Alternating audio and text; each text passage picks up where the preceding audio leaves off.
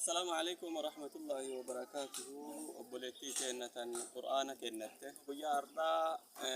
جولة قرآن قرأت براتوت قرآنتين إسني جهو كيا إسني جدا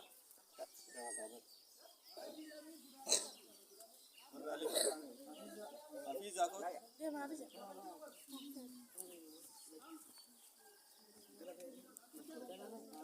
آسيا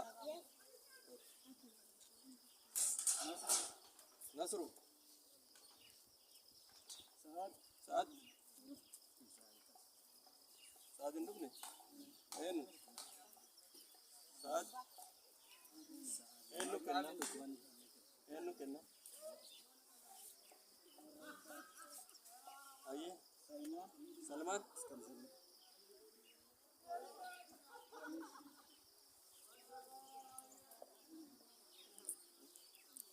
بلال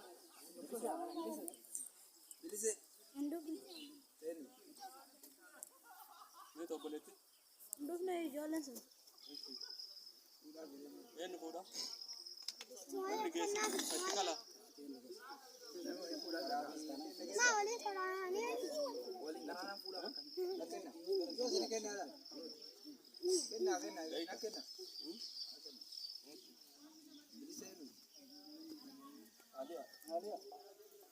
عليا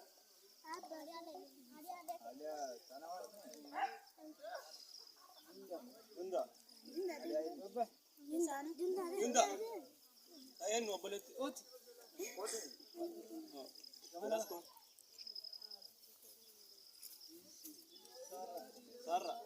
سارة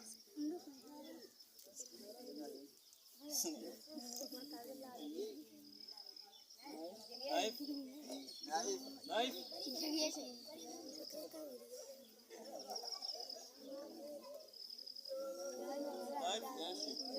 نزيرة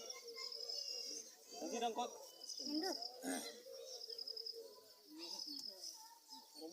رمي أقط أين كودا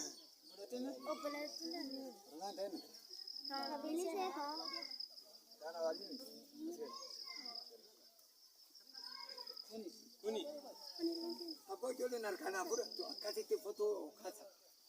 kasih akan buat aja ini tak بلال itu jiran iban بلال eh بلال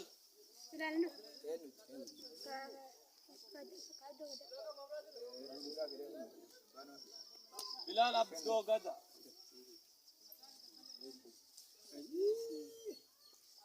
nama buka tiket ini jual tiket foto nak tu tidak ada kita dapat jual عارف انفو Arif kain jual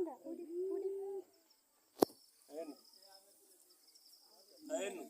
أتنفوتو ما يسترقد Arif kami ni أينو هذا فور Kasih أبو foto. ليس كذي foto kasih ni tak يجون قال مسيتي افتكار الغلباري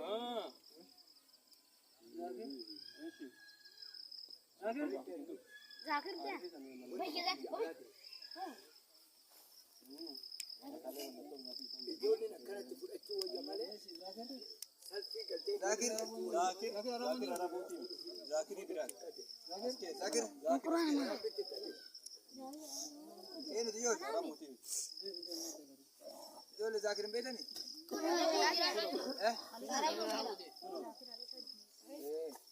نايف نايف kalau jangan jadi sering kalau tu kasih beda نايف Arif kerana rapat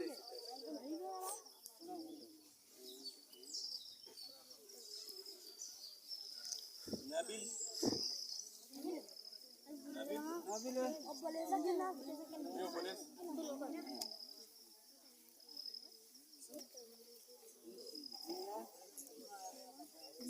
عمر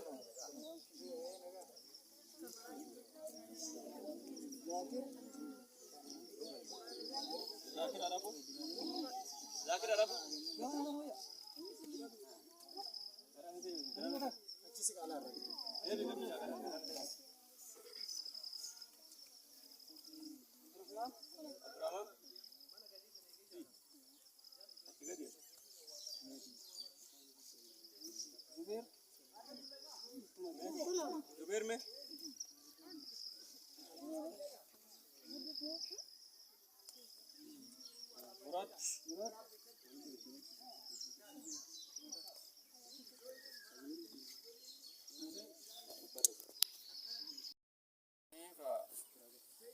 ijoolleen gadiit namni fudhatillee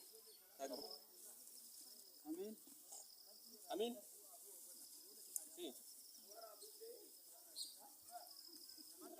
Kawali wama.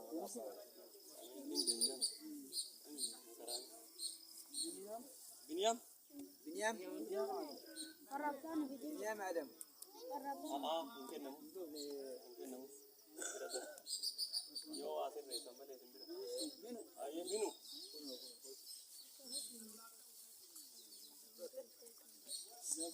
zakira Zakir kot. عندك Zakir karam. zakira Zakir anda. شغال قال هذا ha عندك نه enu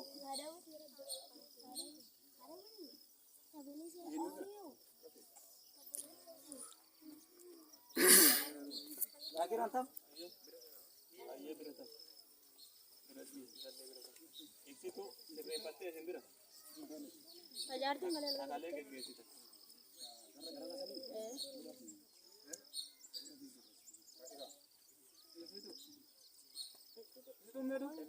أما عندك نرى شيخك كنا ibsitu لفسيتو ibsitu إيه كاسان sumayyaanoo sirreeffannee bira هذا نسرق isaa waliin tajaajilanii aliya achi gatta'e as ta'e Ali ayin tilala. injif maqaan qabu hikma إيش ما عندك hikma mustariya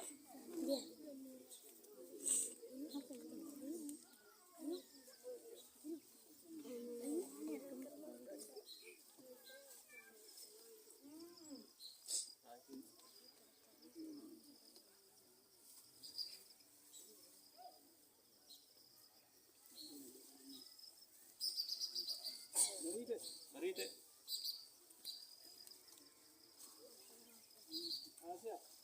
Asia Asia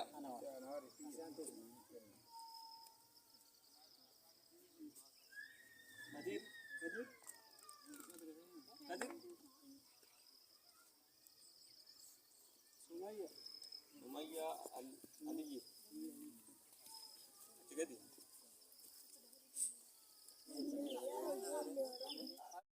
kitaaba kana keessa obboleettii keenyatti kenne Yasribaa jedhaniini biyya Dubaay jiraatti obboleettii keenyatu kenne gaafa sana haadha isii dhukkuba akka haadhati ya rabbi naa fayyisu jettee quraana kana kennatte ijoollee diin rabbii qaraatuti har'a ammoo haati isii akiraa deemtee jirti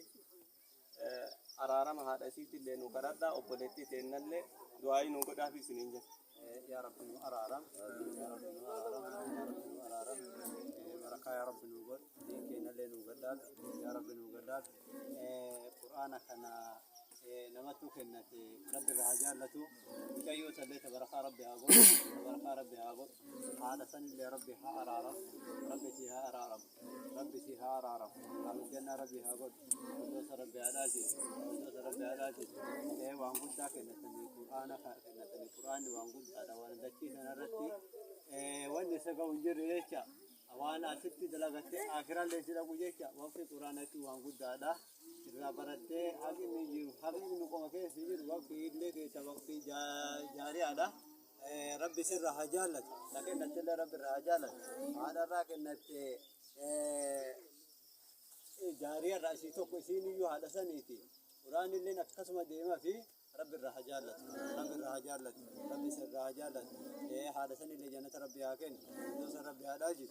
دوس ربي علاجي دوس ربي علاجي اللهم صل على محمد obboleettii teennaa asumaan ijoolleen tun haganaa miti markaza keessa ijoollee guddatu jira jechuudha ijoollee quraana hin qabne tan hankina qabdu gulaallee keessa kennineef jechuudha addatti baanee iddoo markazarrallee addatti baane kophatti ijoollee keessaa funaannee warra kennameef jechuudha kun warra ammoo tarii quraana kana yeroo akkana laaltu haga isaallee beekuu dandeetta warra quraanni as keessan seenin hin jira jechuudha maaliifi warra quraanni kallattiidhaan abbaan dhufee hin fudhatin kan namni irraa bakka bu'ee hin fuudhinii fi ka akkasiitu hafe jechuudha. Kanaaf insha Allah ta'ala sanammoo kun amma kallattiidhaan mul'ateera. Sanammoo keessan gisee abbaan dhufe abbaan galmeeffamee jira waan ta'eef kennaa fi quraanni asirratti illee hanqina qabaatu narra laalini isiniin jedha. Wassalaamu alaikum warahmatullahi wabarakatuh. Bismillah ar-Rahman ar-Rahim. Alhamdulillah wassalatu wassalamu ala rasulillah wa ala alihi wa sahbihi wa mawalah amma ba'd. Hordoftoota keenya bakkuma jirtanitti nageenyi rabbii guddaa isinirra haa jiraatu. Awwalan assalaamu alaikum warahmatullahi wabarakatuh. Inshallah sagantaa gabaabaa wahii qabannee isinii dhufne as keessatti gaa inshallah sagantaan har'aan tanaa obboleettii teenna biyya ormaa biyya alaa teettee quraana bareedaa kabajamaa kalaama rahmaan hanga tokko niyyattee niyyaan isii ammootinuu haadha isii jalaa dhukkuba yeroo sanitti haadha tiyya tana akka rabbi naa fayyisu jettee niyyatte. Guyyaan rabbii itti gahee haadha ammoo gara fuula rabbii deemte duuti ka nabii keenyarraa yoo nafne nama maraayyuu gartee guyyaan keenna nima fudhatti jechuu gartee duuti haati isiilleen gartee gara fuula rahmaan deemte niyyaan isii gartee gaasha Allah maraafuyyuu ni deemaa fi ni taha asumaan gartee haadha isiitiif rabbi haa araaramu isiifillee rabbi obsa haa kennu haadha isii warra jannata keessa wal argu rabbi haa godhu caffee jannataa keessa isii haa ciibsu jechaa gartee gaasha Allah quraanni niyyatame kun gartee gaasha Allah ijoolleen quraana kana argatte ka gartee barattee irraa fayyadamtee sawaabni deemuuf rabbi haa godhu waan bareedaa niyyattee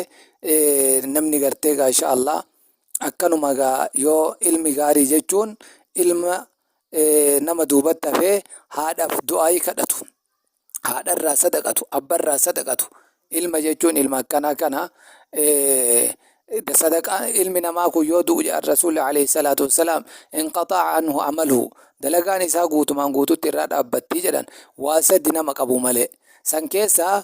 walada saaliha ilma gaarii intala gaarii isa duuba haftee yookaan haadha yookaan abbaa duuba haftee du'aayii kadhattuuf yookaan ka irraa sadaqattu jedhan. Sadaqaalleen ammallee sadaqaan jaariyaalleen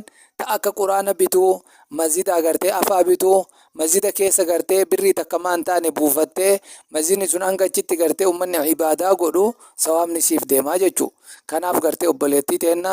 rabbi sirrallee haa jaalatu anaaf niyyatte rabbi siin haa jedhu haadha tante gartee gaasha Allah rabbi itti araaramu waan bareeda bakka guddaa sadaqattee ammallee asii achillee gartee sadaqaan haadha teetiif gartee ka amma niyyatte kunillee ni deema. Kanaaf as boodallee gartee haadha tantee hin irraanfatin du'aayillee hin irraanfatin waa irraa sadaqattee gartee akkasumatti gaasha Allah itti fufisiin jenna. Kanuma wajjin ammallee maallaqni hangi tokko quraana irraa wanni gadi hafee obboleettiin teenna kheyrii keessatti gahee bareedaa bahattee qooda guddaa gartee gumaachite. Nama gartee harka qalleeyyii yookaan nama waan qabneef gartee na sadaqadhaa jettee obboleessa keenya ka gartee irratti ergite birrii gartee gadi haftee obboleessi keenya nama rakkataa dubartii wayii ta'a abbaan manaa irraa amrii ta'e akkasuma ijoollee yataamaa guddisaa jirtu ka waan takka hin qabne akkuma viidiyoo as dura waraabamee turetti sababaa gartee dubartiin tun gargaaramtuu nuu taate jechuun obboleettiin teenna tuni waan gad hafisan hanga tokko gartee isiif godhanii namni hedduun ka gartee viidiyoo obboleettii teenna ta gartee abbaan manaa irraa amrii ta'isan argee waan niyyatillee jira niyyaa isinillee asumaanuu gartee warri niyyattan galchaa isiniin jenna kaammotinuu gartee ammallee sagalee kenna yookaan viidiyoo teenna tan argitan obboleettii tana gartee akka gargaartan asumaan dhaamsa isinii dabarsina namni nama tokko gargaare ifumaafi jechuu rasuulli rabbi alayhi salaatu wassalaam ilmi namaa gaafa taakkuu takka aduun gannama dhiyaatu tahta dhilli sadaqati gaaddisa gartee sadaqaa ifii jalatti tahaa jedhan sadaqaan irratti sadaqattu tun gaaddisa siitaatii jechuu adurraa si ittistii jechuu guyyaa buru akkasuma gartee dilii namarraa dhaamsitii jechuu barakaaf keessaa qabdi rizqii ala jirtu gartee si al'ooltee fiddii jechuu kanaaf gartee kaasha Allah nama gargaarullee aadaa haa godhannu fakkeenya namaaf haa taanu warri gartee niyyaa kana keessa jirtanillee rabbi isinirraa haa jaalatu waan isin baaftan guddoo rabbi bakka isinii haa buusu isiniin jenna kanuma gartee kaasha Allah isiniin jechuu barbaadeeti waan dhageeffattaniif galatooma ulfaadhaa viidiyoo kana sheer godhaati obboleen keenya ka islaamaa biraan gaha warra gartee waan kheyrii walii qoodu rabbi nu haa godhu وبالله التوفيق والسلام عليكم ورحمة الله وبركاته.